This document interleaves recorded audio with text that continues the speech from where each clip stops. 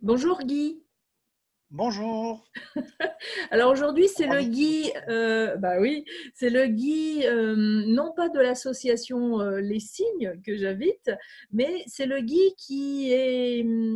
Alors je regardais sur ton site, tu dis je ne me revendique pas, enfin je ne revendique pas le statut d'écrivain, je suis un simple porte-plume au service de l'au-delà. Parce que tu as écrit 2 livres. Il y en a un qui s'intitule Ils ont tant de belles choses à nous dire et l'autre, ça y est, j'ai plus le nom. Ah oui, le spiritisme et les messages d'amour, parce que toi, en fait, Guy, tu es donc auteur, mais tu es aussi pratiquant du spiritisme. Alors, avant d'aller plus loin, je veux juste que tu expliques, c'est quoi le spiritisme? Alors le spiritisme, c'est tout simplement la relation qu'il peut y avoir entre un monde matériel dans lequel nous sommes tout de suite et dans lequel nous discutons, et un monde qui ne serait pas matériel, que l'on peut qualifier de spirituel, où ce ne sont que des âmes ou des esprits, en fonction des définitions que l'on veut bien y donner, qui y vivent. Et cette notion de spirituel, elle est immatérielle, c'est-à-dire qu'on considère que c'est une part de conscience, une part du un, une part de tout ce que l'on veut, mais qui n'est pas quantifiable et mesurable matériellement. Et le spiritisme, c'est cette capacité à pouvoir créer cette relation entre ces deux plans et obtenir des informations qui viendraient par plusieurs méthodes, plusieurs techniques très différentes. Voilà. Alors, tu Le utilises spiritisme. notamment la méthode du Ouija, que je ne connaissais pas, c'est toi qui m'en as parlé. C'est une table, tu peux la montrer, la table, Oui, comment elle est? on rentre directement dans le vif du sujet. Voilà une des méthodes. Donc, c'est une planche avec des lettres, Mhm, des chiffres, des petits symboles. Et puis, on a ce que l'on appelle une goutte. Et mhm. lorsque l'on pose la goutte sur la planche, et puis que des acteurs, on dira des spirites, viennent poser le doigt dessus, mais en l'affleurant, cette goutte va naviguer de lettre en lettre. Et on obtiendra ainsi des messages euh, plus ou moins cohérents parfois, Alors ça, et parfois d'une grande c'est une vérité. méthode, mais il y en a d'autres. Il y en a Notamment, d'autres. tu utilises l'écriture automatique. Voilà, c'en est une aussi, l'écriture automatique qui consiste à mettre à disposition de sa main avec un crayon, un stylo, une feuille de papier. Et c'est l'au-delà qui donne l'impulsion mécanique, je dirais, au bras, à l'avant-bras, pour que ça écrive. Ça, c'est ce que Mhm. l'on appelle l'écriture automatique. Chacun a son style. Il y a plusieurs styles d'écriture automatique, avec les mots qui se tiennent ou pas. Chacun a vraiment son style. Et au-delà de l'écriture automatique, lorsque l'on est assez exercé en la matière, hein, si je compare ça à un élève de maternelle qui va commencer à faire des gribouillis, il finira par savoir écrire et à un moment donné, il écrira plus, beaucoup plus vite que la simple vitesse nécessaire à écrire un mot. Il va savoir ce qu'il va dire, il va Mhm. savoir ce qui va être écrit. De la même manière, le spirit qui fait de l'écriture automatique va doucement, à mon sens, selon mon expérience, glisser vers cette écriture inspirée, que certains appellent intuitive, je préfère le mot inspiré, qui fait que l'énergie n'est plus consacrée à la manipulation physique du crayon et du bras, mais à transmettre l'information. Et Telle qu'elle arrive, quoi, dans la tête, je quoi, prends hein. à mon compte Mhm. je prends à mon compte l'écriture elle-même, ce qui fait que ça va beaucoup plus vite. Ce qui Mhm. n'empêche que quand même, en fonction de l'esprit qui se manifeste, si c'est nécessaire, il va quand même y mettre son empreinte de scribe à l'époque où il était vivant. Mhm. C'est-à-dire que quand j'ai communiqué avec mon père, ou quand je communique avec mon père parce qu'il a quelque chose à me dire, je sais tout de suite que c'est lui parce que je reconnais son écriture. Et c'est Ça doit être extraordinaire à vivre. D'ailleurs, tu le dis, hein, moi je suis adepte de personne, et je suis juste adepte de mes expériences. C'est ce que tu aimes bien dire. C'est que, en fait, tu peux en parler parce que tu as expérimenté plein de choses, et notamment, tu as écrit plus de 500 messages. Tu as commencé il y a combien de temps? Alors, c'est un cheminement qui mérite quand même un petit peu d'explication parce que, non pas confronté à la jalousie, mais à- à beaucoup de gens qui voudraient ou qui se demandent pourquoi ils n'ont pas cette chance qu'ils qualifient de chance. En fait, c'est un cheminement. Chacun vit sa vie, chacun comprendra qu'il est le résultat de ce qu'il a été dans le passé, de ses pensées, de ses actes, de sa façon de fonctionner, et qu'aujourd'hui nous sommes non pas le résultat de ce qu'a fait le voisin, mais de ce que nous avons fait. Et nous préparons ce que nous allons devenir plus tard. Et donc, je me suis aussi posé la question de savoir pourquoi moi j'étais aujourd'hui capable de le faire, et je ne le suis que depuis 2011 et pas avant, alors que j'ai 64 ans maintenant, hein.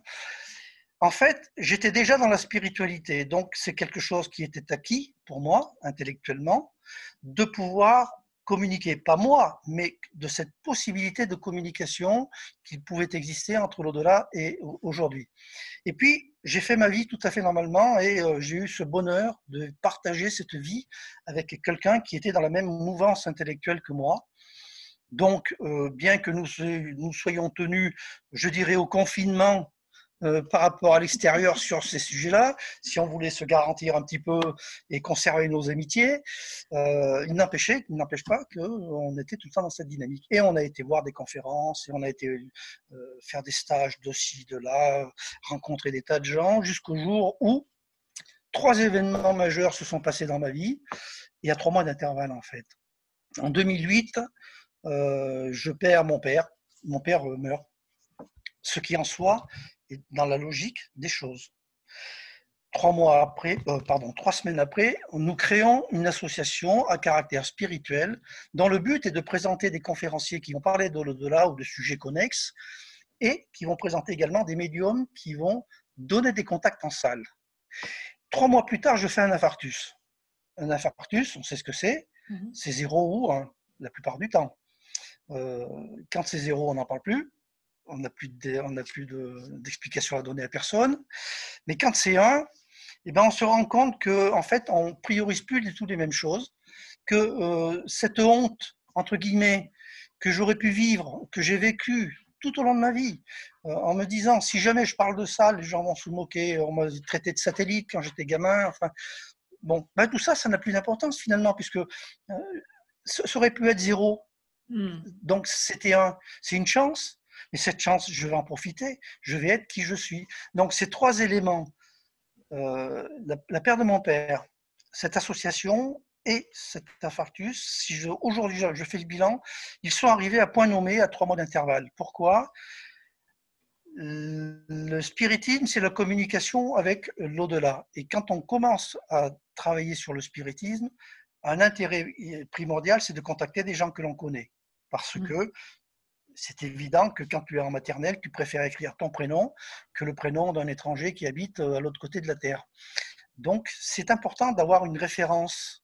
En plus, mon père venait juste de partir, donc je n'avais pas énormément de chagrin, parce que je ne croyais pas, moi, déjà, en la vraie mort, mais quand même, on est quand même atteint. Et ça me faisait plaisir de communiquer avec lui. L'association, d'un autre côté, m'a permis de rencontrer des tas de médiums. Quand je dis des tas de médiums, c'est un peu grossier comme enfin, beaucoup. Un certain nombre. Un certain nombre de médiums. Et j'ai pu constater que ce n'était pas du tout une science très définie, très marquée, très dogmatique, que chacun avait son style, que chacun utilisait les méthodes qui lui convenaient le mieux, enfin que tout ce que j'avais appris sur le sujet, finalement, était remis en cause quand même. C'est important parce que ça m'ouvrait à une liberté, à une indépendance. Et je me disais, bon, c'est super, on va pouvoir mettre en relation avec cette association des gens qui ont perdu des êtres chers. Et c'est ce qui s'est passé. Et comme j'ai remis en cause toutes mes vérités avec mon infarctus, toutes mes priorités, je me suis senti libre. Mais jusque-là, je ne faisais pas de spiritisme moi-même. C'est le fait d'avoir connu tous ces médiums qui m'ont permis de rencontrer une certaine Sylvie Chevalarias, une médium locale à côté de chez nous, qui est venue en conférence donc, et qui donnait des contacts en salle. Mais l'amitié s'est liée entre elle et son compagnon et nous, avec mon épouse, tout simplement parce qu'on pouvait parler de ces choses-là. Ça faisait 40 ans, nous, quand on est autour du pot avec ma femme, à se dire, mais on ne peut pas en parler de ça, on peut pas. Et là, on avait l'occasion. Donc, on allait chez elle régulièrement, ou elle venait chez nous. On passait des après-midi, on faisait Alors, des barbecues. il faut le dire, elle est plus jeune que vous deux. Donc, Oui, est-ce qu'elle vivait la même chose que vous deux? C'est-à-dire que oui, elle était voyante, enfin elle l'est toujours d'ailleurs, voyante médium, mais oui. dans un cercle très réduit, très restreint de ceux qui venaient la consulter.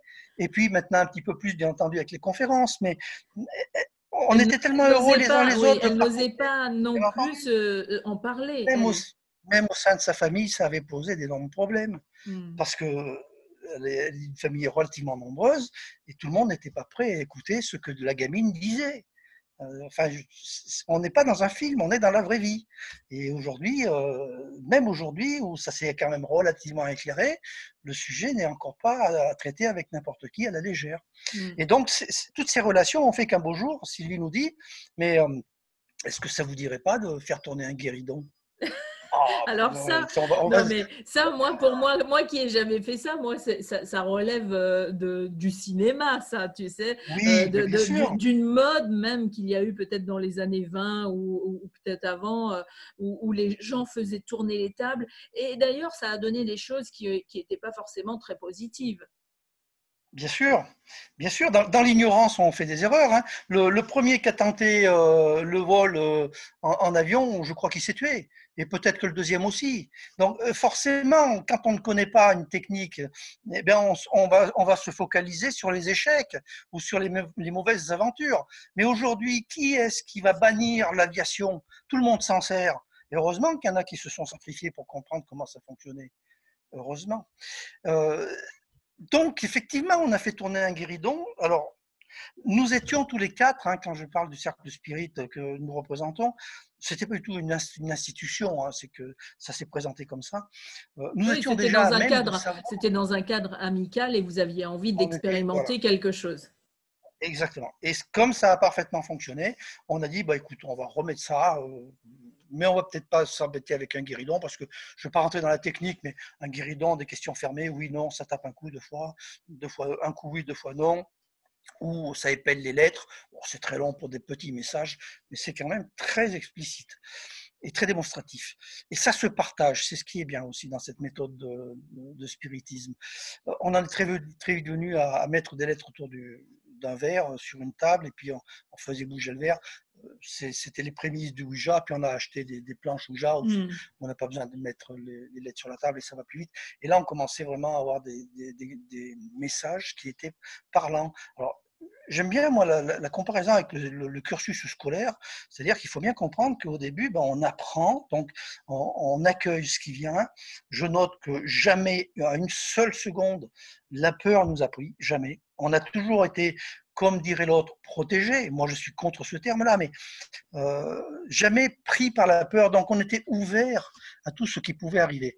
De fil en aiguille, nos chéris, nos êtres perdus, que nous croyons perdus, enfin, nous, on le croyait un petit peu moins parce qu'on croyait en la vie après la mort, mais que beaucoup de gens pensent perdus. Mon père, la femme de François, puisqu'il était veuf, de la famille à Chantal se sont manifestés avec des preuves que moi je ne peux pas vous partager puisque elles ne me parlent qu'à moi. Hmm. Mais ces preuves-là ont fait que les messages sont devenus de plus en plus réguliers, de plus en plus conséquents. Et il est arrivé à un moment où, à force d'avoir mon père, je prends l'exemple de mon père, mais c'est un petit peu pour tout le monde pareil, plusieurs fois et qu'à chaque fois il nous dit je vous aime, etc. Quand il nous a dit 15 fois qu'il nous aimait, la 16e fois, c'est bon, on le sait. Donc, une fois que la méthode a été apprise, Oui. sont arrivés les guides. Et il y en a un notamment qui s'appelle David, qui a dit à partir de maintenant, je suis votre interlocuteur pour vos séances de spiritisme en Ouija. Tout ça sur une goutte en bois. Oui, mais Et alors, on a eu. tu dis que ça va plus vite, mais j'imagine que lettre par lettre, pour avoir un message, ça doit prendre des heures pour avoir une Alors phrase. je Non? t'invite à aller voir, je t'invite à aller voir ma chaîne vidéo où j'ai mis quelques petites vidéos toutes simples, mais je crois que j'en ai mis aussi sur mon site, si ma mémoire est bonne, dans la section Ouija, ou oui, vidéo de Ouija, oui. Sur mon site parce que j'y vais pas tellement souvent, sauf pour le mettre à jour. Et tu verras ce qu'est une séance de Ouija avec des guides. Ça va très vite. Et nous, on a l'habitude, si tu veux, au bout de quelques lettres, on anticipe le mot qui va être écrit. Hmm. Alors, si c'est un mot de 4 ou 5 lettres, ça ne va pas gagner beaucoup en vitesse, mais si c'est un mot qui est un peu plus long, ça va gagner en vitesse parce que tant que autour de la table, on ne prononce pas le bon mot, la goutte continue d'écrire. Mais quand le D'accord. bon mot est prononcé, elle va sur le oui et on passe au mot suivant. D'accord, je comprends. Donc Donc, en réalité, effectivement, plus tu en fais et plus les mots te viennent plus voilà. facilement, quoi. D'accord. Et bien, c'est exactement comme un cursus scolaire où tu vas avoir une sténodactylo qui va écrire à toute vitesse avec une machine à écrire et qui va épater le Ouais. gamin qui est en maternelle parce qu'il dit mais comment ça Comment elle et, fait? et Ouais, ouais. comment elle fait voilà. Donc il y a tout un cursus. Et en plus, donc ce chemin, ça c'est la partie concernant le Ouija que nous continuons bien entendu Mhm. puisque ça a un avantage formidable au Ouija. Il y a plusieurs avantages au Ouija. Le premier d'entre eux, c'est que c'est collaboratif. Tu sais, c'est un mot qu'on aime bien ça, Mhm. aujourd'hui dans notre monde. C'est-à-dire qu'on partage une expérience. On n'est pas les seuls à la vivre. Et aujourd'hui que nous n'avons pas besoin de recevoir de messages particulièrement, lorsque à notre table viennent des gens qui, eux, sont dans une demande suite à un deuil ou vraiment une quête intérieure profonde, ces gens repartent avec des réponses. C'est scotchant. Mhm. On partage quelque chose, c'est bien plus porteur qu'un simple message écrit par quelqu'un que l'on ne connaît pas et que Oui. l'on peut soupçonner de tricheur. Alors Tandis que justement, là, j'allais te dire, est-ce que c'est l'expérience qui fait qu'on est sûr aussi d'être guidé par des bons guides et pas par le côté, tu sais, sombre de la force comme dans le film? oui, oui, oui. Ça, c'est l'éternelle question qui revient en boucle. Et encore, ça, c'est une question. La plupart du temps, c'est j'espère que vous vous protégez bien, etc., etc. Moi, quand mes gamins partent en vacances, je suis pas en train de les tabaser en leur disant mettez bien votre ceinture de sécurité parce que on sait jamais, votre voiture peut faire des tonneaux. C'est Ouais. vrai que leur voiture peut faire des tonneaux, mais c'est pas à ça que je pense, moi. Mhm. Ceux qui sont dans la peur, je le comprends parce qu'ils s'imaginent qu'ils sont en train de vouloir sauter en parachute et ils se demandent si leur parachute est Va plié s'ouvrir, correctement. oui. Et s'il va bien s'ouvrir. Oui. Je le comprends, mais le Ouais. parachutiste qui a 15 ans d'expérience derrière lui, il s'en tape. Il sait Ouais. qu'il a bien mis le parachute Ouais, qui va ouais. s'ouvrir. Bon, je comprends que les gens aient une certaine appréhension, mais ce que je dis, c'est que la meilleure des protections, c'est notre intention, c'est notre état d'esprit au sens propre du terme. Mm. Alors là, je vais rentrer un petit peu plus dans le détail parce que j'aime pas parler de protection, mais je parle de, de précaution. Il est évident que si j'ai une voiture rapide, je ne vais pas donner les clés de ma voiture à un gamin de 15 ans qui n'a pas son permis. Mm. Donc, je vais plutôt l'inviter à passer par une auto-école où il y a quelqu'un de compétent qui va lui permettre de gagner du temps, d'apprendre plus rapidement, de comprendre les règles, et après, libre au gamin de passer son permis, c'est-à-dire de pratiquer par lui-même. Mais si ce gamin, il a envie de faire le fanfrelu, s'il a envie d'écraser le champignon, d'épater la galerie, ses copines, de faire le beau, etc., le responsable, c'est pas du tout l'auto-école, c'est pas du tout le formateur d'auto-école, c'est l'état d'esprit du gamin. C'est pas non plus la voiture, parce que si la voiture est puissante, ça va provoquer évidemment plus rapidement le danger. Mais le danger, il n'est pas créé par la voiture, il est créé par l'utilisateur. Mm. Si l'utilisateur est dans de mauvaises conditions psychologiques, s'il est dans une rancune tenace, s'il a envie de connaître impérativement à quand la grand-mère va mourir pour pouvoir toucher l'héritage, s'il est dans la jalousie, si, enfin, je pourrais aller très très loin Oui. Donc, dans dans ce cas-là, il peut recevoir des messages fournit ouais, l'énergie. ouais. Aujourd'hui, on sait que l'univers, c'est de l'énergie, c'est de la vibration. Il émet une énergie à laquelle va se coller la même énergie. C'est une loi d'affinité qui existe dans Mm. l'univers, qui s'assemble se ressemble, ça c'est le mot basique français. Mais en fait, il ne va pas plus attirer autre chose, il est en communion avec une vibration et il va être reconnu comme tel par l'au-delà. Moi, je dis, c'est pas vantard que de le dire. Pensez noblement, vous recevrez noblement. Mm. Maintenant, si vous avez peur et que vous émanez de la peur, que vous envoyez votre peur en face, vous risquez très bien d'avoir des esprits qui vont en rire et l'utiliser. Je prends un autre exemple qui est parlant aussi, que j'aime bien, moi. Celui qui a envie de se cultiver va fréquenter les bibliothèques, les centres de culture, le monde dit culturel. Celui qui a envie de trafiquer de la drogue, d'aller dans l'alcoolisme ou quoi que ce soit, il va fréquenter les quartiers dans lesquels il va pouvoir trouver des homologues. Il suffit juste de choisir sa voie Mm.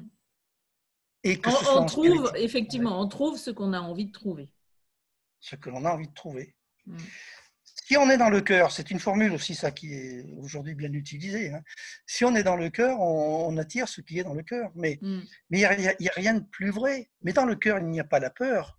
Dans le cœur, il y a le savoir, il y a la sagesse. Or, aujourd'hui, ceux qui me posent la question concernant la protection ne sont pas dans le cœur, ils sont dans le mental. Mm.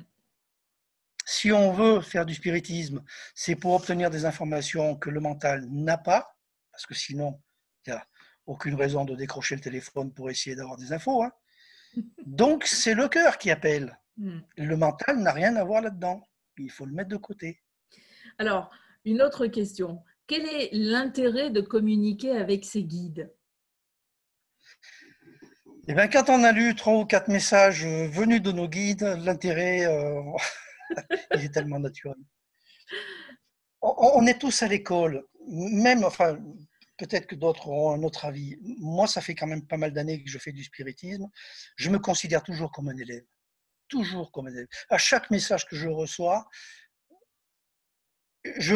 quelque chose qui me permet, qui me donne l'impression, le sentiment d'évoluer spirituellement. Mais le chemin est tellement long que je risque pas de griller les étapes, parce qu'en plus, ils savent, vibratoirement parlant, ils savent donner ce qui est nécessaire et ce qui est indispensable, mais Mm. pas ce qui est superflu. Et au moment voulu, parce que la notion que nous avons du temps, de la matière, et de notre espace et notre vie ici n'a rien à voir avec la perception que l'on a lorsque l'on est de l'autre côté. Nous avons une vue étriquée de qui nous sommes. Ils ont une vue globale de ce que nous sommes, complètement de ce que nous sommes, pas de ce que nous avons. Ils Mm. s'en foutent de savoir si on a une bagnole ou pas, ou si on en veut une ou pas. Eux, ce qu'ils savent, c'est que spirituellement, on est sur un chemin d'évolution, et celui qui fait du spiritisme demande à évoluer davantage. Et il le Mm. demande par cette voie, ce qui n'exclut pas que pour évoluer, il faut faire du spiritisme. Ce n'est pas du tout ce que je dis. Il n'y a rien d'indispensable là-dedans. C'est un chemin comme un autre. Et quand les guides s'intéressent à la communication que nous pouvons leur offrir, et ça aussi c'est quelque chose que je dis et je le répète, nous sommes dans l'offre et non pas la demande, du moins l'exigence. Lorsqu'ils peuvent nous offrir, eux, ce qu'ils ont à nous dire, c'est parce que nous avons vidé la jarre pour qu'ils puissent la remplir. C'est ça. Et L'intérêt, il est alors, dans le niveau. justement, dans les 2 livres que tu as écrits, donc, on prend l'exemple de Ils ont tant de belles choses à nous dire. Quelles sont ces belles choses qu'ils peuvent nous dire? Je ne te demande pas de raconter tout le livre, mais quels sont ces messages de guide que tu as reçus et que tu as retransmis enfin, quelques-uns que tu as retransmis dans ce livre? Je vais essayer de résumer un petit peu ce que moi j'en ai compris, bien entendu, parce que c'est toujours des expériences personnelles. La première des choses, c'est que nous ne sommes jamais seuls. Mais nous ne sommes pas plus seuls matériellement que spirituellement. Et que ça ne dépend que de nous d'appeler à leur aide. Par contre, nous appelons leur aide spirituelle parce que nous avons un but d'évolution spirituelle et que nous cultivons un amour qui est illusoire matériellement puisqu'il va s'évanouir avec le cœur, avec le corps, pardon. Il va s'évanouir à notre mort.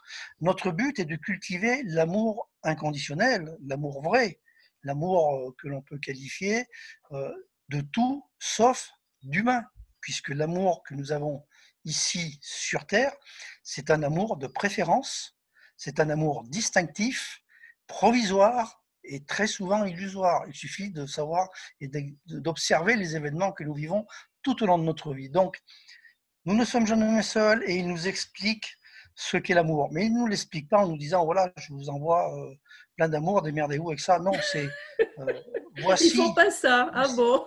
non, voici pourquoi, voici comment. Euh, ils nous disent également que tout, tout ce que nous faisons, tout ce que nous pensons est le socle de notre avenir. Qu'il y a une loi, il y a 2 lois fondamentales dans l'univers qui sont, et ça ils nous le répètent très souvent, que eux-mêmes ne peuvent pas violer. C'est la loi du libre arbitre et de son respect. Chacun est libre de choisir son chemin. Alors quand on parle de libre arbitre, on ne parle pas, ou du moins je ne parle pas moi du libre arbitre matériel, celui de vouloir acheter une maison ou pas, celui de faire tel ou tel métier ou pas. Je parle de libre arbitre spirituelle. Nous choisissons notre voie, nous choisissons, si possible, les événements dans la catégorie d'événements que nous allons vivre pour qu'ils puissent nous faire évoluer, mais on ne va pas forcément choisir l'individu ou la circonstance qui va nous faire évoluer, mais on a choisi le sens de cette évolution. Ça, c'est une loi incontournable, le respect du libre arbitre. Et la deuxième loi qui est incontournable aussi, alors ça croise un petit peu avec beaucoup de doctrines religieuses, hein, par la force des choses, hein, c'est la loi de cause à effet. Nous sommes responsables de ce que nous sommes. C'est le verbe être, tout le temps. Nous ne pouvons pas considérer que quiconque ou quoi que ce soit est responsable à notre place de ce qui nous arrive. La problématique aujourd'hui, c'est que quand le mental se mêle de cette équation-là, il ne regarde que les effets, que les conséquences matérielles de ce qui se passe, de ce que nous vivons. Il ne comprend pas la cause. Et la cause, elle est spirituelle. La cause, c'est une demande d'évolution qui va passer par une acceptation et qui amènera, sans se forcer, naturellement, au pardon, à la compréhension de ce qu'est véritablement l'être que nous sommes, c'est-à-dire un être spirituel, une âme, appelons-la comme on veut, qui vient faire des expériences à sa demande et des expériences qui ne sont que la conséquence de sa demande. Ça, c'est ce que les guides rappellent comme message régulièrement. Dans les 2 livres que tu as écrits, c'est toujours des messages reçus comme ça ou quelle est la différence entre le premier et le deuxième? Alors, disons que le premier, d'ailleurs, je tiens d'abord à préciser que moi, je ne suis pas du tout écrivain. Donc, j'ai eu du mal, entre guillemets, à imaginer que j'étais capable d'écrire des livres, parce que moi, la mécanique, la maçonnerie, l'informatique, ok, mais écrire, ça s'improvise pas. Mais ça s'est improvisé quand même, puisqu'ils m'ont aidé. Alors, le premier livre, c'est en fait un tout petit bout de ma vie, de mon cheminement, ce que l'on a un petit peu parlé, ce dont on a parlé tout à l'heure, parce qu'on ne peut pas dire à des gens, regardez, prenez ce message, lisez-le, vous allez voir, c'est super, si vous n'expliquez pas un petit peu d'où ils viennent. Donc, j'ai un petit peu expliqué d'où je venais. Et puis, j'ai livré les messages tels quels, sans les commenter, en laissant aux gens le soin d'apprécier ou pas, puis de ressentir ce qu'ils ont envie de ressentir. J'avais vraiment pas envie de mettre ma patte là-dedans. Et à la fin du livre, là par contre, j'ai consacré une dizaine de pages à la fin, si ma mémoire est bonne, pour donner mon ressenti, ce que moi j'en ai reçu, parce que je me suis dit, mais peut-être que des gens voudraient être un petit peu plus aidés pour comprendre. Donc voilà. Mais au milieu, c'est des messages que nous avons reçus aussi bien en Ouija qu'en écriture automatique, puisque j'ai eu cette opportunité de pouvoir développer l'écriture automatique, l'écriture inspirée même. Et dans le deuxième, en fait, c'est la suite, bien entendu, comme on dit tout le temps, hein, c'est la suite du premier, mais il est un petit peu différent, toujours en m'appuyant sur les textes et les messages que j'ai reçus. J'ai répondu à un appel de beaucoup de lecteurs du premier, parce que derrière, il y a énormément de curiosité. Ça a développé des envies de certains de devenir, pourquoi pas, eux aussi, spirit, mais je les comprends. Et puis, je ne vais certainement pas bannir leur idée. Donc, je comprends qu'ils avaient envie d'avoir plus de détails sur les techniques et plus de détails sur les sources qui m'ont amené sur le chemin, mais pas pour que je sois un maître à penser ou un gourou ou un dogmateur, créer un dogme, si vous voulez. Non, c'est juste un exemple que je peux leur donner, que je peux leur mettre à disposition, et eux se calent dessus ou pas, en se disant surtout, moi c'est ce que je leur ai dit, au bout de ces 2 bouquins, la seule chose que vous devez retenir, c'est votre liberté. Il faut absolument garder votre indépendance d'esprit. C'est ça. Et toi même si tu dis que tu n'es pas adepte d'un auteur ou d'un maître, il y a des livres qui t'ont marqué, et il y a des livres, un livre notamment, celui de Victor Hugo, un livre qui n'a pas été publié de son vivant, à sa demande. C'est un livre qui a été publié après sa mort, parce que justement, je vais te laisser raconter ça. Alors, ça s'appelle Le Livre des Tables. Voilà. Victor Hugo, c'est un personnage très connu, et c'est pour ça que j'aime bien quand même prendre cet exemple-là, alors que les historiens parlent de dérives durant sa vie, d'un égarement intellectuel pendant 2 ans. En fait, il n'en était pas du tout sur un égarement intellectuel, au contraire, ça a été une ouverture d'esprit encore exceptionnelle pour lui-même, il l'a dit. Hein. le personnage de Victor Hugo est reconnu aujourd'hui en France comme l'un des personnages les plus importants, que ce soit dans la littérature, la poésie ou même la politique, puisqu'il a eu un impact énorme de son vivant sur la politique. Il a tellement eu d'impact qu'il était obligé de se mettre en exil pendant 18 ans, dont les 2 premières années qu'il a passées à Jersey, une île au large de la Normandie, où une certaine relation à lui, Delphine de Girardin, lui a permis de découvrir ce qu'était le spiritisme. Alors, il l'a découvert dans sa maison qui s'appelait Marine Terrasse à l'époque, et dans laquelle il recevait des amis et il hébergeait sa famille, évidemment. Et en fait, il a été tout de suite convaincu, parce que nous savons tous qu'il a perdu sa fille 10 ans avant, Léopoldine, de noyade, et c'est une souffrance qu'il n'a jamais réussi à évacuer. Et quand il a fait cette séance de spiritisme avec Delphine Girardin et ses invités à table, à l'époque c'était les tables tournantes, hein, c'est-à-dire une grande table, ils étaient autour, et la table cognait, elle se bougeait et elle cognait pour donner des lettres, un coup pour oui, 2 coups pour non, enfin c'était très très long, mais c'était quand même, ça parlait. Et il a été directement convaincu de la pertinence de l'au-delà. Il ne s'est pas posé la question de savoir si c'était vrai ou pas vrai, parce qu'il a reçu un message de Léopoldine que lui seul et sa femme Adèle pouvaient connaître. Lui seul et sa femme pouvaient connaître. Donc, il ne s'est pas dit est-ce que c'est vrai, est-ce que c'est du pipeau. Il est tout de suite parti dans ce spiritisme que lui d'ailleurs ne pratiquait pas ou très très peu, mais c'était toujours ses invités et son fils. Enfin, il avait 2 fils, mais notamment un qui était plus spirit que l'autre. À l'époque, il ne savait pas mettre des noms en face de tous ces gens-là, mais qui avaient des capacités médiumniques supérieures aux autres. Et puis sa fille aussi, probablement un petit peu.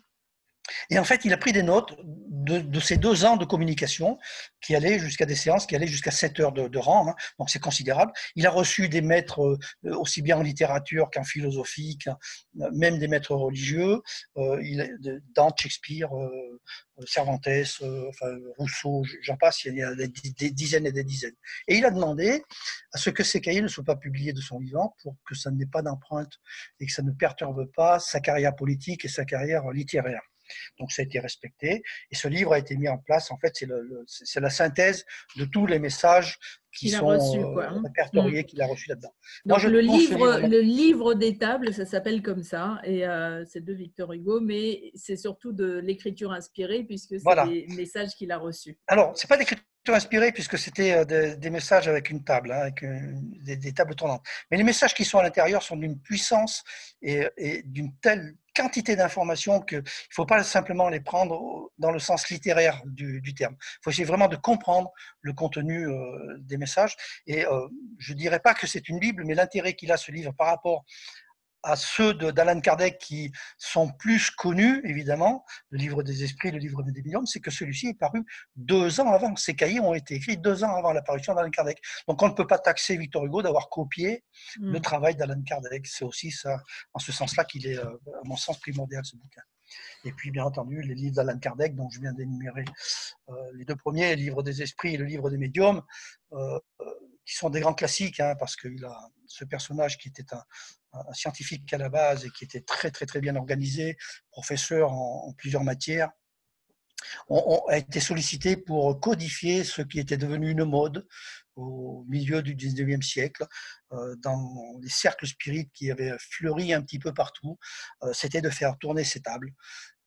Et lui qui n'y croyait pas au début a été confronté à la réalité, et comme Victor Hugo, plutôt que de se heurter à un questionnement négatif d'entrée de jeu, il a adopté l'idée que ça pouvait être réel, et en fait il a codifié le spiritisme, et il n'a pas pu faire autrement que d'admettre que c'était des vérités, puisque lui-même, il y participait.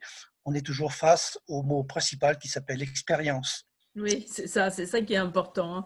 Donc, la communication avec les défunts, ça c'était un peu la phase test, c'était un peu les débuts. Ensuite, c'est passé avec la communication avec les guides. Est-ce que les guides changent parfois? Est-ce que les guides, ça peut être des anges ou des saints que l'on connaît dans la religion? Moi, je dirais, je n'en sais rien, mais je rajouterai derrière, ça m'est égal.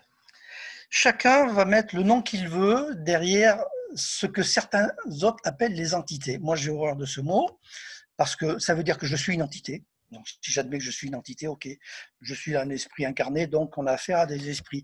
Mais effectivement, ça peut être des des saints ou des anges ou des archanges. Enfin, je sais pas. Je suis pas dans une culture religieuse, donc ça ne me touche pas ce qualificatif. Ça ne me touche pas, mais il n'empêche qu'on a demandé l'information un jour à notre guide principal. Je reviendrai sur la notion de nombre de guides tout à l'heure. Parce que tellement de gens disent être connectés avec l'archange Michael ou Raphaël, ou il y en a plein comme ça, ou d'autres, hein, qu'on s'est dit un jour, mais David, donne-nous des explications là-dessus. Et il a été très simple, très clair. Ça aussi, c'est une des capacités que les guides ont et que ça avons bien du mal, nous, à pouvoir avoir. C'est, vous imaginez tout simplement le soleil qui est vérité, et vous prenez un rayon du soleil et vous lui donnez le nom que vous voulez. Oui, voilà, donc... c'est d'une clarté, d'une limpidité. Enfin, avec ça, nous, on a tout compris. Bon, ben nous, non, c'est David, c'est Annabelle, c'est Tara, voilà, bon, ben, c'est les noms qui sont. Mais peu importe, peu importe. Peu importe le rayon du soleil, l'important c'est que l'information, c'est que le rayon va sur sa cible, va la réchauffer, va l'éclairer. Il n'y a que ça qui importe. C'est l'éclairage qui nous apporte, qui nous amène. Après, dire est-ce que l'on a plusieurs guides ou quels sont les guides? Alors, il y a certains parlent d'anges gardiens. Oui. Personnellement, par expérience, j'ai contacté plusieurs de mes guides, mais certains m'ont dit je suis là de passage. Parce que c'est un petit peu comme quand je reviens sur cette comparaison avec le cursus scolaire, à un certain moment de ta culture scolaire, tu as besoin d'un prof de maths qui sera plus pertinent en mathématiques que le professeur de lettres. Donc, il va passer un temps avec toi. Quand tu as passé, tu n'as plus besoin de lui, ben, il va partir bosser ailleurs. Et tu ne diras pas, moi j'ai de la chance d'avoir ce prof de maths et il est que pour moi. Non, oui, bah oui. il a été à un moment donné à mon service comme j'ai été au sien, et puis on a communiqué ensemble. Et c'est arrivé avec pas plein de guides, mais plusieurs, peut-être une dizaine, peut-être, mais ça n'a pas d'importance en fait. Tout ça. Mais est-ce qu'il y a aussi cette notion du don d'ubiquité, qu'au fond, le David, qui est le guide, qui est avec toi au moment T ou au moment M, peut être aussi avec quelqu'un d'autre, à donner un autre message ou le même message? Est-ce que ça c'est C'est possible? marrant comme cette comparaison avec le cursus scolaire est formidable. Est-ce que tu peux interdire à un professeur de donner des cours à plusieurs élèves? Ben non, et surtout en période de confinement, on s'aperçoit qu'aujourd'hui, en plus sur Ouais, Internet, il peut y avoir n'importe quelle sorte d'élève qui peut voilà. être avec un professeur. Alors, si tu veux, c'est pas des choses qui m'ont vraiment perturbé de le savoir ou pas, mais ma logique, et puis mon expérience aussi, fait que, évidemment, que je ne suis pas titulaire de mes guides. De quel droit je serais, moi, titulaire de mes guides? À moins qu'il y ait vraiment un guide qui ait trouvé un petit pantin comme ça sur une planète donnée et qui dit, tiens, je vais m'occuper de lui et que de lui, parce que tellement il est marrant, tellement il est intéressant qu'on... Non, mais ça, je ne le crois pas du tout. Donc, évidemment que c'est la Non, mais liberté c'est totale. vrai que maintenant que je t'ai posé la question et que tu as fait le parallèle avec le prof, je me dis, mais oui, mais effectivement, c'est ridicule. C'est ridicule de penser que le guide David ou le guide l'ange Raphaël va ne parler qu'à moi. Peut-être que pendant un moment, on est plus attentif à ses paroles et que comme c'est le cas, il va peut-être plus s'intéresser à nos communications. Ça, par contre, c'est compréhensible. Si tu prends l'exemple du professeur dans une classe, s'il y a 2 ou 3 élèves parfaitement attentifs, c'est-à-dire qu'il l'écoute et qu'il communique avec lui, forcément, il va communiquer avec eux et il ne va pas pouvoir communiquer à ceux qui lui tournent le dos. C'est bien le chemin et le parcours de chacun et l'intention de chacun qui fait qu'on obtient ou pas en fonction des circonstances, des dispositions de chacun, puis de son intention. Hein. Il sera d'autant plus attentif que nous sommes attentifs à lui. C'est cette notion que je disais tout à l'heure que je considère comme primordiale en spiritisme. Les gens ont des notions de spiritisme, notamment avec le Ouija, qui sont totalement fausses. Elles sont dirigées et je dirais formatées par une inculture générale qui elle-même a été créée par des gens qui ont vécu des expériences en plein dans la peur ou qui ont simplement connu des gens qui ont peut-être connu quelqu'un qui aurait connu une expérience mauvaise. Je ne sais pas si tu suis mon Oui, cheminement, oui, oui. mais quand tu vis le spiritisme réellement, quand tu le pratiques, tu t'aperçois que tu n'es pas maître, tu es maître de ton véhicule, toi. Tu es maître à bord chez toi, mais tu n'es pas maître à bord des éléments de la mer, de l'océan. Tu n'es pas maître, c'est pas toi qui décides du beau temps ou du mauvais temps. Tu t'adaptes aux circonstances. Et si tu t'adaptes aux circonstances avec de la haine, de la rancœur, un esprit de vengeance ou de la violence, ou tu as envie de chasser l'opportun au lieu de lui ouvrir ta porte, eh bien, tu vas créer les événements, les éléments, et tu vas créer les circonstances qui vont aller avec. Si maintenant tu accueilles, c'est au lieu de dire c'est moi qui commande, un point c'est tout, c'est dire non, moi je commande, c'est-à-dire je décide de venir vous parler. Par contre, maintenant je suis à votre disposition. Parce que vous savez, moi je veux savoir ce que vous savez. Vous n'avez pas besoin de savoir ce que moi je sais. Vous n'en avez rien à faire. C'est moi l'élève. Tout se passe dans la meilleure. C'est exactement comme en salle de classe. Oui.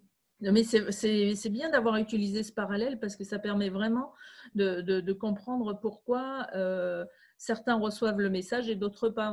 Moi, par exemple, je n'étais pas très bonne à l'école. C'est pas parce que le prof était forcément mauvais, je veux dire. C'est tout simplement parce que je n'écoutais pas.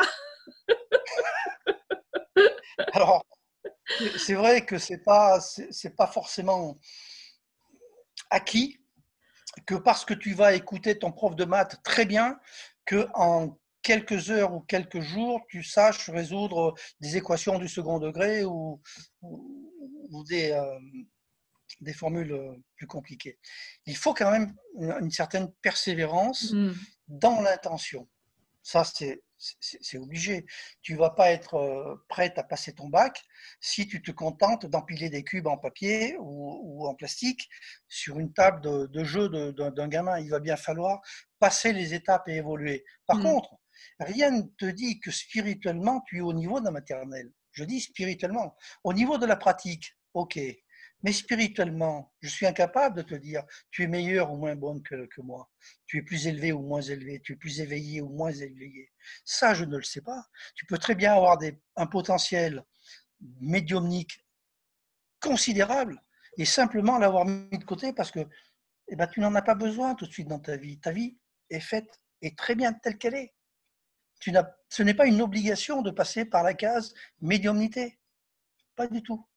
Mais ça ne veut pas dire pour autant que tu es exceptionnel ou que je suis exceptionnel. Pas du tout. Ce sont des compétences qui sont utiles ou pas, que l'on a envie de développer ou pas.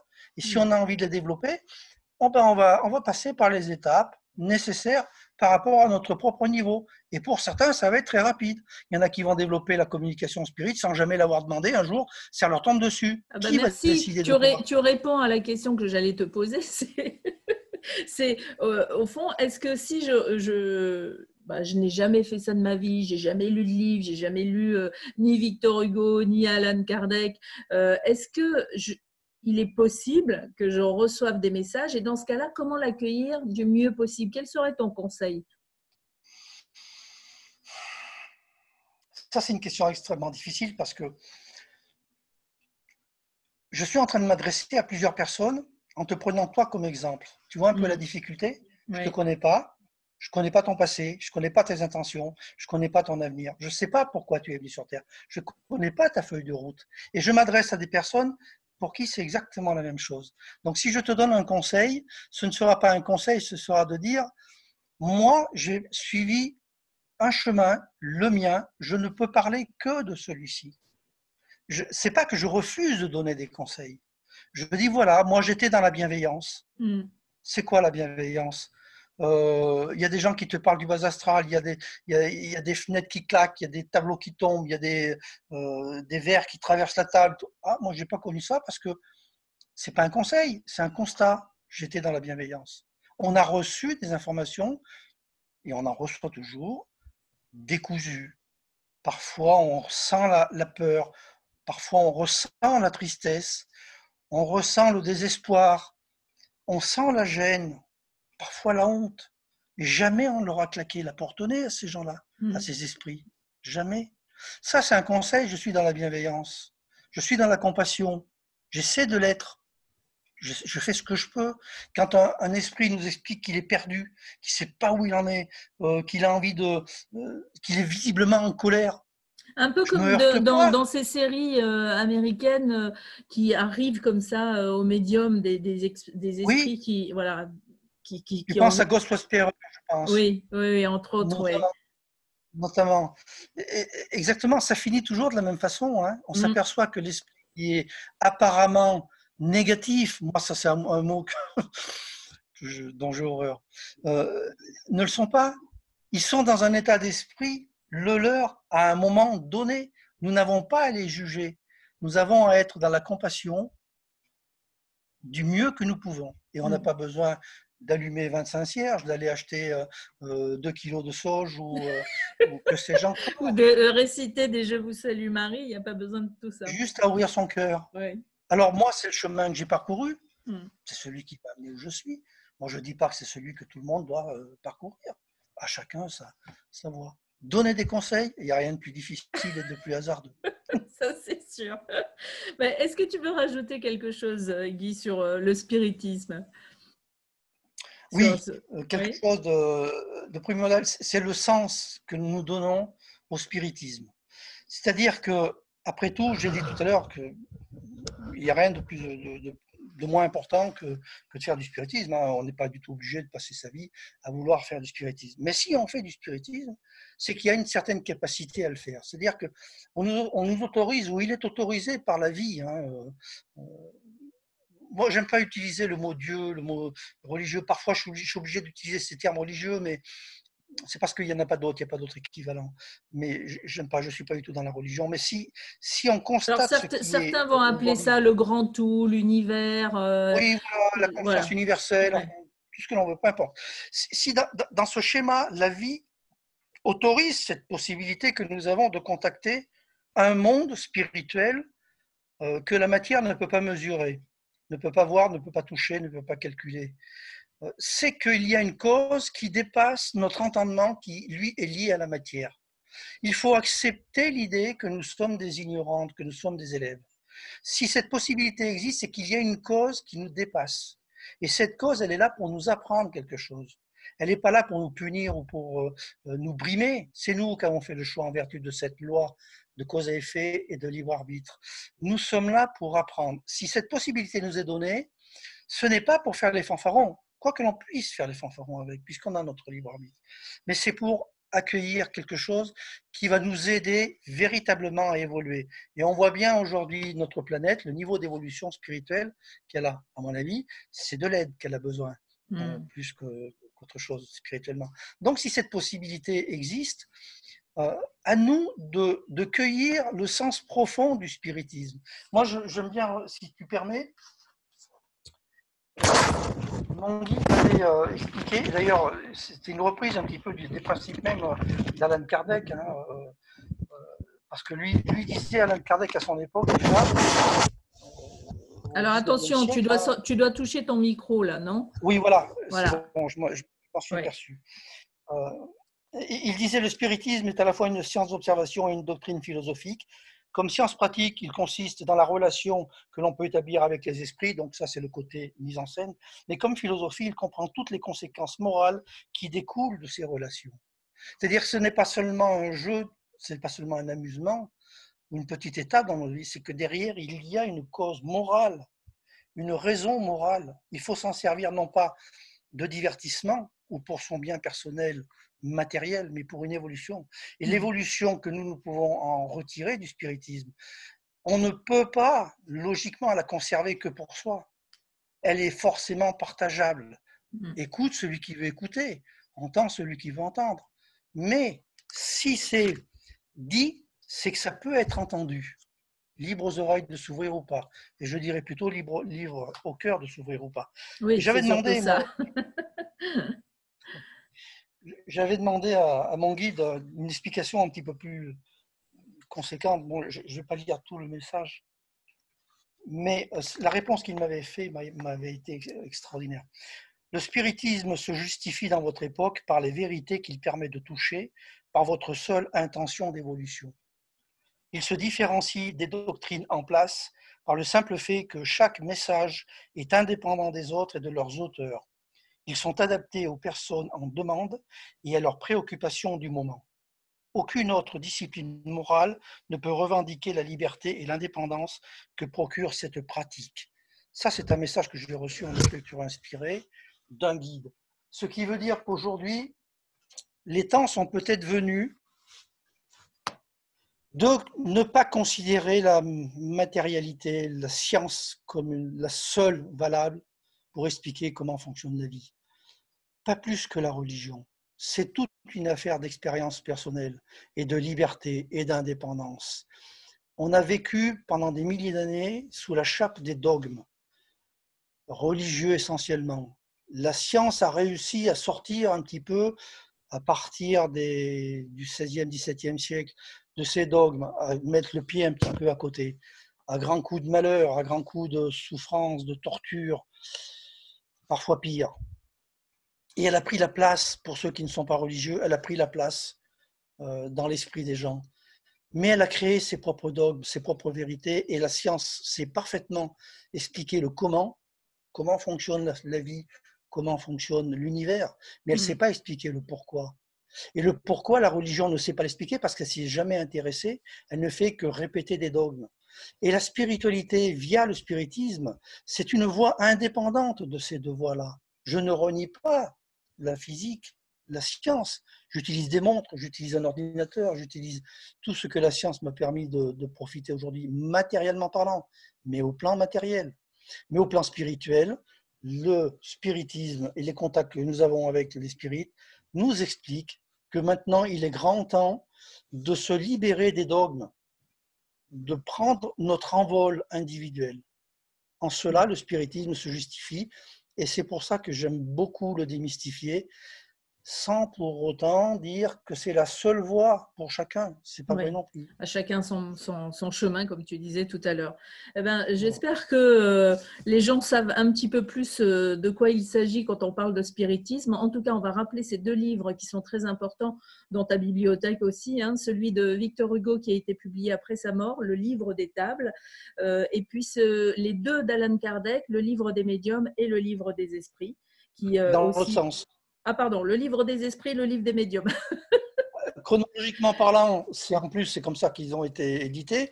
Mais le livre des médiums est plus facile à aborder quand on a lu le livre des esprits. D'accord. Donc, le livre des esprits et le livre des médiums d'Alan Kardec. De toute façon, je vous donnerai toutes ces informations. Merci Guy pour ce moment très inspirant, très éclairé, parce que moi, je ne connaissais pas du tout. Alors, j'espère que on a effectivement démystifié tout ça, parce que effectivement, moi, dans mon esprit, le spiritisme, médium, voyant, tout ça, ça a beaucoup à voir avec ma culture cinématographique ou même littéraire, parce qu'on imagine des histoires, on voit même ces histoires où les gens faisaient trembler des tables, etc.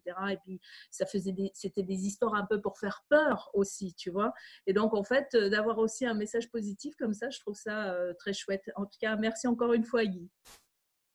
Mais merci à toi.